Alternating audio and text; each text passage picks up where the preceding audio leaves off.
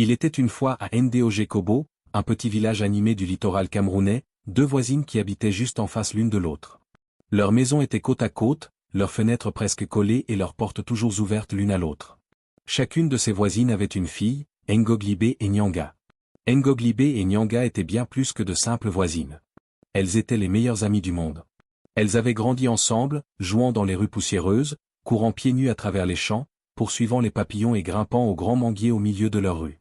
Elles riaient ensemble, pleuraient ensemble et se disputaient parfois pour savoir laquelle aurait le plus gros morceau de maïs grillé du vieux kiosque de Bokolengea. Depuis leur plus jeune âge, elles faisaient tout ensemble. Elles fréquentaient la même école primaire, assises côte à côte en classe. En entrant au collège à Puma, elles se retrouvèrent encore une fois dans la même classe, comme si le destin lui-même savait qu'elles étaient inséparables. Leur lien se renforça davantage lorsqu'elles furent toutes deux admises dans le même internat pour filles. Là, elles partageaient un lit superposé. Ngoglibé dormait en haut, Nyanga en bas.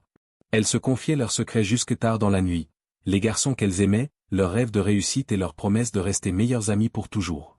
Les années passèrent, et elles travaillèrent dur à l'école. Ngoglibé était toujours celle qui obtenait les meilleures notes, remportant des prix lors des cérémonies scolaires. Nyanga se débrouillait bien aussi, mais ses résultats n'étaient pas aussi brillants que ceux de Ngoglibé. Pourtant, aucune jalousie ne s'installa entre elles. Quand vint le moment d'entrer à l'université, elles réussirent toutes les deux leurs examens d'entrée et furent admises à l'université de Douala. Leurs parents étaient fiers, leurs voisins en liesse, et tout le village célébrait ces deux brillantes jeunes filles. Après l'université, elles commencèrent à chercher du travail. Ngoglibé, avec son habituelle grâce et son intelligence, décrocha la première un emploi dans une grande compagnie pétrolière. Mais elle n'oublia pas sa meilleure amie. Elle parla de Nyanga à son patron et, peu de temps après, Nyanga fut également embauchée dans la même entreprise. Les gens murmuraient souvent que ces deux amies étaient comme des sœurs. « Êtes-vous sûr qu'elles ne sont pas sœurs de sang ?» demandaient les voisins. Ngoglibé et Nyanga riaient chaque fois qu'elles entendaient cela. Elles partageaient tout, la nourriture, les vêtements, et même les secrets de leurs relations amoureuses. Mais peu à peu, quelque chose commença à changer. Un jour, Ngoglibé reçut une promotion au travail. La compagnie l'envoya à l'étranger pendant 6 mois pour une formation spéciale. Elle était folle de joie et serra Nyanga dans ses bras. « Quand je reviendrai, je t'apporterai plein de cadeaux » promit-elle. Fidèle à sa parole, lorsqu'elle revint de l'étranger, Ngoglibé ramena des sacs remplis de beaux vêtements, de parfums et de bijoux. Tout le monde était heureux pour elle. Peu de temps après, des prétendants commencèrent à faire la queue pour demander la main de Ngoglibé. De jeunes hommes séduisants vinrent frapper à sa porte. Certains étaient riches, d'autres gentils, mais tous semblaient vouloir l'épouser. Un jour, Ngoglibé fut invitée à une grande fête d'anniversaire. Elle avait la robe parfaite, mais il lui manquait des chaussures assorties. Nyanga possédait une magnifique paire de talons qui s'accordait parfaitement avec la robe. « S'il te plaît, puis-je t'emprunter tes chaussures ?» demanda Ngoglibé. Nyanga sourit. « Bien sûr, répondit-elle. Ne sommes-nous pas comme des sœurs? Je t'emprunte tes affaires tout le temps. » À la fête, tout le monde admirait la tenue de Ngoglibé. « Regardez ces chaussures » murmuraient les gens. « Elle ressemble à une reine. » Mais à partir de ce jour-là, des choses étranges commencèrent à se produire. Ngoglibé tomba soudainement malade. Cela commença par un mal de tête, puis elle se mit à vomir du sang. Elle fut conduite d'urgence à l'hôpital, mais les médecins ne trouvèrent rien d'anormal. Au travail, la situation se détériora encore. Des collègues qui la saluaient chaleureusement auparavant l'évitaient maintenant. Même son patron, qui la couvrait autrefois d'éloges, fronçait désormais les sourcils à sa vue. Un matin, elle fut convoquée à une réunion et faussement accusée de vol d'argent dans l'entreprise. « Moi, voler ?» s'écria Ngoglibé sous le choc.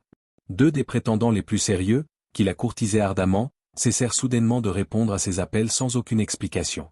Désemparée et brisée, Ngoglibé resta seule un soir, les yeux tournés vers le ciel. « Quelque chose ne va pas » murmura-t-elle. « Mais quoi ?» Les jours passaient et l'état de santé de Ngoglibé empirait. Elle s'évanouissait souvent et faisait des cauchemars terrifiants. Un matin, elle se réveilla avec une douleur aiguë à la jambe. En regardant, elle vit que ses pieds étaient si enflés qu'elle ne pouvait presque plus les bouger. Ses jambes devinrent de plus en plus lourdes et, peu à peu, elles commencèrent à dégager une odeur nauséabonde. Ngoglibé ne pouvait plus aller travailler. Elle perdit son emploi, accusée sans preuve. Elle fut obligée de retourner au village de Ndogé-Kobo. Là, elle passait ses journées assise sous le grand arbre près de chez elle, pleurant doucement. Un soir, alors que le soleil se couchait et peignait le ciel en orange, un vieil homme bienveillant, un Gambi, guérisseur sage, de passage, passa par là. Voyant Ngoglibé pleurer, il s'arrêta. « Ma fille, dit-il doucement. Ne pleure pas. La cause de ta souffrance vient de quelqu'un de proche, très proche de toi. Le cœur de Ngoglibé se mit à battre plus fort. Quelqu'un de proche, demanda-t-elle. Mais qui? Le vieil homme pria pour Ngoglibé. Il lui donna aussi un remède traditionnel fait à base de feuilles. Il lui dit de rester forte et de croire qu'elle guérirait. Étrangement, au bout de 7 jours, ses jambes commencèrent à guérir. L'enflure diminua, la mauvaise odeur disparut et elle put à nouveau marcher. Mais quelque chose d'encore plus choquant se produisit. Le 7e jour, Nyanga tomba gravement malade. Elle tenait à peine debout, et sa jambe commença à se dessécher et à noircir. Affaiblie, Nyanga envoya chercher Ngoglibé. 3 jours plus tard, Ngoglibé arriva en ville. Quand elle entra dans la pièce, son cœur battait à tout rompre. « Que se passe-t-il, Nyanga » demanda-t-elle d'une voix tremblante. Des larmes coulaient sur le visage de Nyanga. « Ngoglibé » murmura-t-elle, « j'ai quelque chose à te dire. » Ngoglibé fit un pas en avant. « Quoi donc ?»« C'est moi, sanglota Nyanga. C'est moi qui t'ai fait ça. J'étais jalouse, jalouse de tout, de tes notes, de ton travail, de ton voyage à l'étranger, même des hommes qui voulaient t'épouser. » La bouche de Ngoglibé s'ouvrit de stupeur. « Qu'est-ce que tu racontes ?» Nyanga continua. « Je suis allé voir un féticheur la veille de la fête. Je savais que tu allais me demander ces chaussures, car elles allaient mieux avec ta robe que toutes les tiennes. J'y ai vu une occasion parfaite pour frapper. Je lui ai dit que je voulais que tu souffres. Je ne voulais pas que ça aille aussi loin. » Ngoglibé n'en croyait pas ses oreilles. « Toi, ma meilleure amie, celle à qui je confiais mes secrets, celle que j'ai fait entrer dans mon entreprise, je pouvais te confier ma vie. » Nyanga sanglota de façon incontrôlable. « Je suis désolé. S'il te plaît, pardonne-moi. » Ngoglibé quitta la maison sans dire un mot.